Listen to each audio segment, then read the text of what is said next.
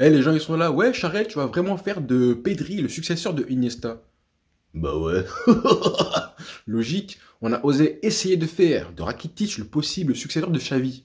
Donc laissez-moi tranquille. Grosse vidéo, elle va être un petit peu longue, mais c'est parti. Tout le monde en parle. Tout le monde fait la comparaison, que ce soit nous les fans, les médias, les émissions de télévision espagnoles ou même françaises qui font des débats pour se mettre d'accord sur le sujet. Le compte Twitter du Barça lui-même a fait un montage sur Iniesta et Pedri, un très bon montage en plus en photo. Et voilà, la question se pose. Pedri est-il le digne héritier, le successeur d'Iniesta? Les amis, de retour avec une nouvelle vidéo focus sur un joueur en particulier. Vous savez très bien que j'aime faire ces vidéos-là un petit peu spéciales pour parler d'un joueur du Barça en particulier. Souvent pendant les trêves internationales, quand on a un petit peu de temps entre les matchs, j'en fais pas mal. Là, je crois que la dernière, c'était celle sur Abdé, il me semble, fin novembre, début décembre, quand on a commencé un petit peu à connaître le joueur et sa palette technique, tactique.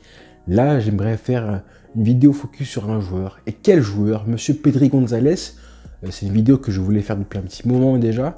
Et là, je pense que c'est le moment parfait de la faire maintenant, une semaine sans match. Parce que là, on est en train d'assister à l'éclosion, l'avènement d'un petit prince. Et récemment, je vous ai prévenu que là, on est en train d'assister à la prise de pouvoir du collectif par un joueur. Depuis le départ de Messi, le Barça n'a pas de leader technique. Il n'y a pas de métronome dans l'équipe, un leader collectif. Donc il y a une place vacante à prendre. Et là, tout doucement, on va assister à la prise de pouvoir de ce joueur-là. Le collectif, il va devoir se l'imprégner et ça va arriver, c'est presque inéluctable. Mais ce comparatif, ce focus la vidéo, je voulais un petit peu le faire en parallèle avec Iniesta. Parce que évidemment, les comparatifs ne font que fleurir. En temps normal, le refrain habituel, on le connaît tous, c'est de ne pas vouloir faire de comparaison. Chaque joueur est différent, chaque joueur a son parcours, et c'est vrai. Mais là, les comparaisons sont de plus en plus présentes, tellement fortes et presque évidentes. La preuve, c'est que même Xavi s'est permis de dire en conférence de presse après le match de dimanche face à Bilbao, Xavi en personne, c'est pas n'importe qui, c'est Xavi, c'est le meilleur milieu de terrain de l'histoire du football avec Zidane, qui prend le micro comme ça, tout fier, après son 4-0, et qui dit comme ça, Pedri me rappelle Iniesta, il est tout simplement magique, il est incroyable. Donc si Xavi en personne se permet de dire ça, nous on va pas se gêner pour faire des comparaisons avec Iniesta. Donc la vidéo va être un petit peu un espèce de focus pour se dire, est-ce que là on a vraiment l'héritier parfait de Don Andrés? On va pas se mentir, les comparaisons elles viennent très très vite, rien qu'au niveau footballistique sur le terrain, au-delà des chiffres de l'âge, du club, etc., le poste, tout ça. Juste sur le terrain, on a deux joueurs similaires dans leur façon de se déplacer, dans leur mouvement, dans leur langage corporel un petit peu, leur corpulence, leur silhouette. Ces deux joueurs qui sont très frêles, qui je pense font une taille à peu près similaire. Je pense que Pedri est un tout petit peu plus grand. Et encore, ils ont une carrure, une dégaine, une silhouette qui est vraiment très similaire, tout frêle. Vraiment prototype du milieu de terrain du Barça qui est de poche, très fin, techniquement à l'aise et tout, et même dans la gestuelle, dans les gestes, dans la façon de se déplacer, les épaules, comment ils se déplacent, dans leur agilité et dans leurs appuis, ils se ressemblent énormément. Vraiment au premier coup d'œil, même dans les dribbles, ils ont une palette de dribbles, de conduite de balle qui se ressemblent énormément aussi, même si Iniesta, à la fin de sa carrière, c'était vraiment très complet. Là, dimanche, on a vu le double contact qui est la marque déposée, certifiée, tamponnée Iniesta. On l'a vu la même là ce dimanche face à Iñaki Williams. Quand Pedri a deux ont un toucher de balle qui est très similaire. Cette espèce de toucher de balle très fin techniquement, avec cette espèce de vraiment, ils ont des appuis comme des chats, ils se déplacent avec une grosse agilité. On a deux joueurs qui sont ultra techniques. Moi, je pense que Pedri, niveau technique, il est presque dans le top 10 mondial. Et ce que j'aime par-dessus tout, c'est que vraiment les deux, ils ont une espèce d'insolence naturelle dans leur dribble. Même s'ils ont une conduite de balle qui est très élégante, c'est vraiment des beaux joueurs, vraiment les deux. Même si quand ils jouent, ça reste de la poésie tellement c'est beau, et ben c'est de la poésie insolente parce que on sent vraiment, là quand il a fait à Iñaki Williams, tu sens toute l'insolence, la facilité technique dans ses déplacements. On voit qu'on croit qu'il a déjà un temps d'avance sur Williams quand il le fait ça. Et évidemment Iniesta, les images que j'ai en tête, par exemple son rush contre le PSG en 2015, c'est un des symboles de sa carrière évidemment Iniesta. Quand il part comme ça, là, on sent toute la grâce, l'élégance, mais en même temps l'insolence, il arrive à se foutre de la tête de toute l'équipe du PSG dans son intégralité et de la déposer le caviar pour Neymar. Rappelez-vous l'action légendaire de Monsieur Don Andrés Iniesta. Je pourrais dire la même chose pour le dribble, là, l'espèce de roulette talonnade de Pedri dimanche, là. C'est un geste, il n'a pas trop d'options à ce moment-là du match et s'il perd le ballon, c'est très grave. Et évidemment, la question c'est de savoir si on a évidemment l'héritier, le successeur d'Iniesta entre les mains à 19 ans. J'ai envie de dire, hein, le chemin est très très long parce que le palmarès d'Iniesta, c'est un des plus gros palmarès de l'histoire du football, hein, il est presque top 10. Il faut savoir que la grandeur d'Iniesta, hein, je ne parle pas de talent, je parle vraiment de grandeur en termes d'accomplissement.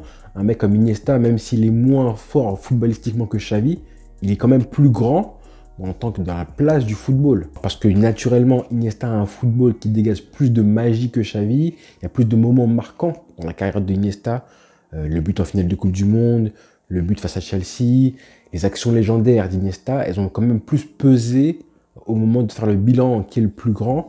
Et je pense que là, Pedri, s'il veut être aussi grand qu'Iniesta, il y a du boulot. Hein, parce que Iniesta, il est tellement grand, même malgré son talent qui pourrait être, je pense, moi, inférieur à celui de Xavi, Iniesta, il est quand même dans les plus 10 ou 15 plus grands joueurs du monde, de l'histoire du football. Hein. Ce qui n'est pas le cas pour Xavi, par exemple. Donc si je compare, si je distingue plutôt la grandeur du joueur où Iniesta est top 10 ou top 15 de l'histoire, au talent pur et au niveau du joueur, où là, je pense que Pedri a toutes les cartes en main pour devenir au moins aussi grand que Iniesta, clairement. Et parce qu'il est plus précoce déjà, ça faut le dire. Hein. Ça faut se rendre compte que Iniesta, il n'est pas aussi précoce que Pedri. Pedri, ce qu'il fait à son âge, c'est incroyable. Mais Pedri, niveau précocité, c'est aussi fort que Messi ou presque. Honnêtement, au 24e au Ballon d'Or à 18 ans, l'Euro qu'il fait, les Jeux Olympiques, etc. Bon, on a vu le parcours. Mais en termes de talent pur, être titulaire au Barça à cet âge-là, titulaire et peut-être même le meilleur joueur du club aujourd'hui à l'heure où on parle. Honnêtement, en 2022, il pourrait prendre le numéro 10, être le meilleur joueur de l'équipe. Il aurait zéro pression et je pense qu'il aurait la carrure pour assumer ce rôle-là sans problème. Le tout dans quelques mois, là, quand il aura 20 ans, pas encore aujourd'hui, hein, mais vraiment dans quelques mois, je pense que vraiment, il aura les épaules assez larges. Alors qu'Iniesta, bon, c'est pas qu'il n'était pas précoce. Hein. Je vous rappelle un petit peu que là, si je prends le comparatif, là, Pedri, à la fin de l'année, il aura 20 ans. À 20 ans, Iniesta, en 2004, par exemple, hein, Iniesta, il n'était pas encore titulaire au Barça. Loin de là. En 2004, c'est l'année où Deco arrive au Barça. Le milieu de terrain du Barça titulaire, c'est Deco à gauche et Xavi à droite. Hein. Et Deco, à cette époque-là, c'est Deco qui finit deuxième au Ballon d'Or, qui méritait, selon moi, le Ballon d'Or en 2004, après son Euro, sa Ligue des Champions, où il est le joueur phare de Porto. Au milieu de terrain, le patron du Barça, c'est clairement Deco. Hein. Le côté gauche, Ronaldinho, Deco.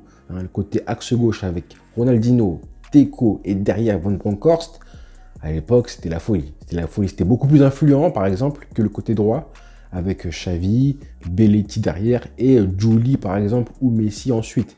C'était largement plus influence à gauche. Iniesta était remplaçant. Il jouait régulièrement beaucoup de matchs, il faut le savoir. Il jouait beaucoup de matchs, mais il était remplaçant. Il avait 20 ans, 21 ans. Et c'est seulement ensuite, en 2007-2008, il commence à profiter de l'alcoolisme de Ronaldinho pour être d'abord placé un petit peu ailier gauche. Hein. Il joue d'abord ailier gauche à la fin de la saison, avec Henry en pointe ou Eto'o, voire Messi. Et ensuite, quand Pep arrive, là, il est replacé une deuxième fois en tant que milieu central. Mais avant ça, évidemment, entre 2005-2006, tout ça, il était un petit peu remplaçant. Hein. Rappelez-vous la finale de la Ligue des Champions en 2006. Il rentre, je crois, après la mi-temps. Évidemment, il change le match, hein, Iniesta. Il a 22 ans, il change le match à lui tout seul. Sans lui, on ne prend pas la finale, hein, je vous dis clairement. Sans lui, vraiment, vu le Barça qui était amorphe, je ne pense pas qu'on gagne la finale. Il change le match à lui tout seul ou presque, à 22 ans. Donc c'était un joueur important, mais c'était pas un joueur titulaire, loin de là, faut le savoir. Et en plus, c'est marrant de parler de ça parce que tu réalises que même Pedri, qui a un petit peu été testé par Koeman en tant qu'ailier, rappelez-vous, face à la Juventus, par exemple, l'année dernière, à l'extérieur, ils ont vraiment le même parcours. Hein. Ils ont été milieu de terrain et ensuite un petit peu trimballés comme ailier. Là, Pedri, il a vraiment trouvé son rôle en tant que numéro 10. Là, en vrai, son vrai poste à Pedri, c'est pas vraiment un relayeur. Hein. C'est pas un numéro 8, Pedri. C'est un numéro 10 pour moi. Vu son poste, hein, pour marquer l'histoire du football et du Barça, il va devoir jouer Pedri beaucoup plus haut qu'un numéro 6 ou un numéro 8. Il va jouer numéro 10, tout comme Iniesta, derrière les attaquants. Pour marquer l'histoire du football, hein, Lui aussi, il va devoir avoir des moments marquants dans une carrière. Là, il a un petit peu raté le coche avec l'Euro parce que je pense qu'il aurait très bien pu aller au bout. Malheureusement, avec l'Espagne, ça s'est mal fini. Pareil pour les JO aussi. Il faut qu'il marque l'histoire avec des moments marquants où il prend un petit peu le taureau par les cornes, où il marque des buts importants comme Iniesta l'a fait. C'est pas encore le cas. Et je pense que c'est sa lacune première aujourd'hui. C'est pas encore un joueur qui marque des buts. C'est pas un joueur qui ose frapper encore une fois. Là, on sent un petit peu ses limites mentales. On sait qu'il a 85-90% de confiance capitale, hein, je trouve. C'est moi qui l'évalue comme ça. Mais s'il était à 100%, il y a des moments où vraiment, s'il était à l'aise et en confiance, voire en sur-régime, je pense qu'il y a des moments où il tenterait plus, il se raviserait moins à frapper. Et le contraste, tu le vois parce que de base, c'est un joueur qui est tellement relâché. Tous les aspects du jeu, il est super relâché, sauf quand il faut frapper. Donc là, on voit vraiment qu'il a une lacune à ce moment-là et qu'il doit travailler absolument dessus s'il veut vraiment franchir un palier, devenir un top 5, voire top 3 mondial à son poste. Il a largement la qualité pour ça. Il faut absolument qu'il marque les esprits avec des buts, avec des passes encore une fois décisives, comme il le fait souvent, hein, avec des dribbles, des séquences, évidemment comme il le fait récemment. La prochaine étape, c'est vraiment être décisif sur des résultats directement comme elle a été Iniesta. On n'en est pas encore là, hein. Il a 19 ans. Comme je disais, hein, Iniesta, c'est vraiment la saison 2007-2008 où il est titulaire et seulement parce que Ronaldinho commence à partir en vrille. Mais avant ça, il n'est pas titulaire Iniesta. Je pense qu'il aurait été si... Iniesta, il a fait partie des joueurs qui, malheureusement, se sont confrontés à une génération de joueurs qui étaient trop fortes quand eux étaient trop jeunes. Il y en a eu plein au Barça des joueurs comme ça qui vraiment avaient un talent fou, mais comme la génération présente était vraiment trop forte, malheureusement, soit ils sont partis, soit ils ont floppé, soit ils n'ont pas beaucoup joué. Je pense à des mecs comme Thiago Alcantara, comme Deulofeu, des mecs qui étaient vraiment très très forts, très jeunes. Et malheureusement, le contexte du club, la star présente à un tel moment, imaginez tous les ailiers droits du Barça qu'on a pu gaspiller parce qu'il y avait Messi. J'ai parlé de Deulofeu, mais je peux parler aussi de monsieur Giovanni Dos Santos qui était vu comme l'élu à son époque, hein, qui malheureusement n'a que 2 ans de moins que Messi. Tous ces mecs-là, forcément, ils ont été confrontés à une génération trop forte. Je pense que ça a été le cas pour Iniesta. Et alors qu'il avait le niveau pour être titulaire, si jamais il n'y avait pas de personne comme Deco pour le barrer, et là, Pedri, il n'y a personne pour le barrer. Donc là, ce qui s'est passé, c'est que la Messi est parti, et on le voit qu'il a faim, il a envie de prendre le jeu à son compte. On a vu contre Valence son langage corporel, en plein match, dicter un petit peu à ses coéquipiers, dès qu'il est rentré. Hein. D'accord, le mec, sans le jeu, il est rentré, et il s'impose comme le patron. Il demande le jeu, à dicter à ses coéquipiers de quoi faire. Je me déplace, je calme le rythme, je demande le ballon, je guide mon coéquipier à passer le ballon à tel moment. Et là, on voit vraiment la prise de pouvoir d'un joueur du collectif, hein, clairement. Ça, c'est des signes qui ne trompent pas. Et ce timing-là, il est parfait. Ça n'aurait pas été possible si Messi était encore là au club. Si il se permet ça, c'est qu'il sait qu'il y a une place à prendre. Et ça montre qu'il a faim, ça montre qu'il est intelligent aussi, et qu'il a du caractère, des épaules assez larges pour prendre un petit peu ces rênes-là. Donc là, garçon, hein, le timing est parfait pour que vraiment on assiste à ton avènement progressivement. Et surtout, si le Barça commence à gagner, il faut évidemment que ça se passe dans un Barça, un contexte qui favorise la prise de pouvoir du joueur. Donc le départ de Messi, l'arrivée d'un coach comme Xavi et un Barça qui renaît un petit peu de ses cendres, tout ça là, ça facilite, et la place vacante d'un leader technique au milieu de terrain, ça facilite l'éclosion du joueur qui a le caractère, qui prend le pouvoir. Le pouvoir, on ne te le donne pas, il faut le prendre. Et si tout se passe bien, hein, ça va devenir un joueur dominant, un joueur, même si tu es à 40 mètres des buts, tu attends qu'il se passe quelque chose. On n'en est pas encore là, mais ça peut arriver très prochainement. On peut prendre les paris, hein, si vous voulez. Là, si le Barça, ça se passe bien d'ici la fin de la saison, si on va loin en Liga et surtout en Europa League, si on la gagne, moi, je dis, dans un an, ce sera le joueur le plus important du collectif du Barça de Xavi. Vraiment, j'y crois. Le joueur dominant, là, un petit peu la tête de gondole de l'équipe, même si Haaland vient. Parce que Haaland, c'est un numéro 9, il sera à la fin des actions. Mais le jeu, le cœur du jeu, ce sera lui le joueur dominant à ce niveau-là. Et dans 2-3 ans, vous allez voir, hein, ce sera la grosse tête du Barça, ce sera lui avec Haaland. Du coup, forcément, si Haaland vient aujourd'hui au Barça. Et ensuite, vous verrez, hein, vous allez voir que la présidence, l'entraîneur et même le mercato, toute l'équipe sera faite autour de lui et de l'attaquant en vedette. Une équipe autour de lui pour qu'on joue pour lui, pour qu'on lui facilite un petit peu les choses, ça se verra dans des petits signes. Ça se verra dans, par exemple, quel numéro 6 mettre derrière lui pour le protéger un petit peu.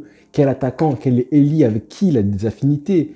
Bon, Ferran Torres, on sait que c'est l'amour fou entre eux deux, par exemple. Donc des petites choses qui montreront que l'équipe, le mercato et les clés du jeu sont pour lui. Mais d'abord, c'est à lui de prendre le pouvoir et les rênes de l'équipe. Pour l'instant, il se débrouille à merveille, encore une fois. En espérant encore que ça continue, qu'il progresse encore, parce que vraiment, c'est grâce à ce genre de joueurs-là que nous, on va aller payer une place pour aller voir du football, avoir des émotions, crier en voyant ses buts, ses dribbles, la folie qu'il procure aux gens. Vraiment, c'est vraiment un faiseur d'émotions énorme, Pedri. Donc, merci à lui. Au milieu des robots, les Mbappé, les CR7, les Haaland, qui sont un petit peu de légion maintenant depuis 10 ans, heureusement qu'il y a des artistes qui restent comme Pedri. Et quel artiste, quand tu arrives à mêler un petit peu le beau jeu, la magie et l'efficacité, franchement, bravo à lui. À 19 piges, c'est vraiment très, très, très fort. Donc voilà les frères. Bonne journée à tous, bonne soirée. On s'abonne évidemment. Ciao.